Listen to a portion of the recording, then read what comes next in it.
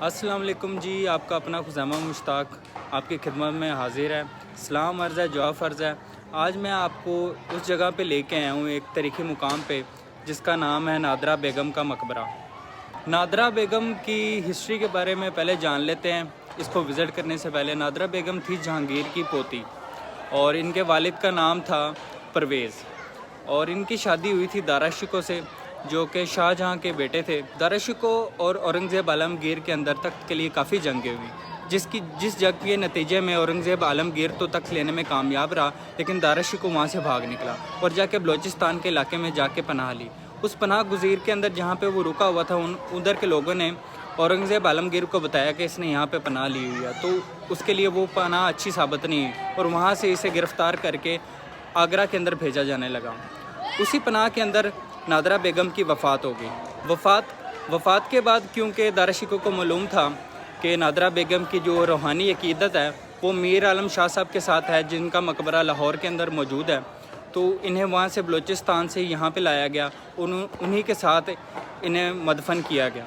पहले ये तालाब होता था जिसके अंदर इसका मकबरा बनाया गया, लेकिन आजकल ये तालाब ख़त्म हो चुका है और एक क्रिकेट ग्राउंड की शक्ल इख्तियार कर चुका है और अब ये खाली एक ग्राउंड है और उसके अंदर मकबरा है। चलें आपको इस मकबरे का विज़िट करवाते हैं, थोड़ा सा आपको देख के काफ़ी अच्छा लगेगा।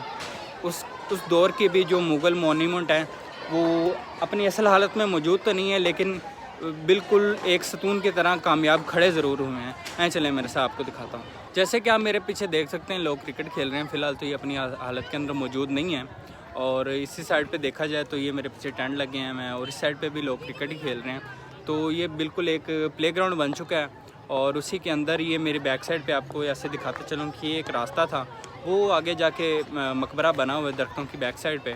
तो आपको लेके चलते हैं और दिखाते हैं कि ये कैसा बना हुआ है। ये है जी रास्ता, और काफ़ी उस दौर के अंदर अगर वो ये अपनी असल हालत में मौजूद होता तो काफ़ी खूबसूरत बना होता है एक मकबरा।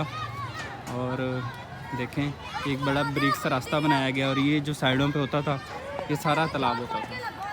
आप ज़रा इमेजिन करें कि अपनी असल हालत में होता तो कितना खूबसूरत होता, लेकिन ये बचा नहीं है।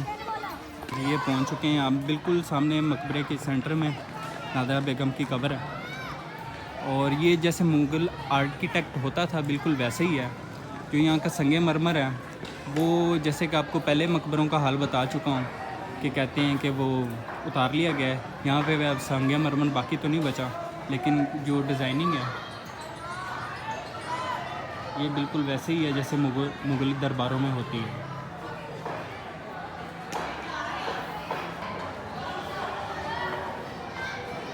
ये है जी नादरा बेगम की कब्र। जैसे कि आप यहाँ पे लिखा हुआ पढ़ भी सकते हैं, नादरा बेगम ज़ौजा शहज़ादा दारा शिकोह।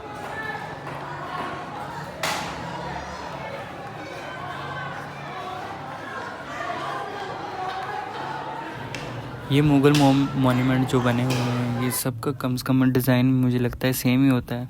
बेसिकली इनका जो डिज़ाइनिंग स्टाइल है वो ईरान पर्शियन है, तो उसी तरीक़ेकार से बाकी भी मॉन्यूमेंट, मस्जिद वज़ीर ख़ान और जो आपको शाही इमाम भी दिखाया था, इवन हर जो मुग़ल दौर का बना हुआ है वो बिल्कुल ऐसे ही था। और अब आपको थोड़ा आगे दिखाते हैं तो इसी साइड पे ही ये देखें आप, सारी इन्होंने की हुई है और डिज़ाइनिंग बिल्कुल सेम है जैसे पहले होती थी। ये दोनों साइड पे ही अब आप देख रहे हैं कि फाउंटेन्स की एक लाइन लगी हुई है। बाकी भी जो जगहें होती थी वहाँ पे भी ऐसी फाउंटेन्स की लाइन होती थी। एक इस साइड पे फाउंटेन की लाइन है और दूसरी साइड पे एक और फाउंटेन की लाइन है, और बाकी सारा तालाब होता था। ये टोटली तालाब के अंदर सराउंडेड था ये मकबरा। लेकिन अब तो वैसे नहीं रहा, अब तो बच्चे आपके सामने खेल कूद रहे हैं, लेकिन खैर। के साथ एंड करते हैं अपने ब्लॉग को। होप सो आपको मेरा ब्लॉग ज़रूर पसंद आया होगा। मेरे ब्लॉग को लाइक, शेयर, कमेंट और सब्सक्राइब ज़रूर करें और आने वाली मज़ीद वीडियोस देखने के लिए बेल आइकन को ज़रूर दबा के रखें। अब चाहते हैं आपसे इजाज़त और आपको नेक्स्ट वीडियो में ज़रूर मिलेंगे इंशाल्लाह। टेक केयर, अल्लाह हाफ़िज़। मज़ा आया और मैं ये जो मज़ा है हिंदुस्तान के हर व्यक्ति को देना चाहता हूँ।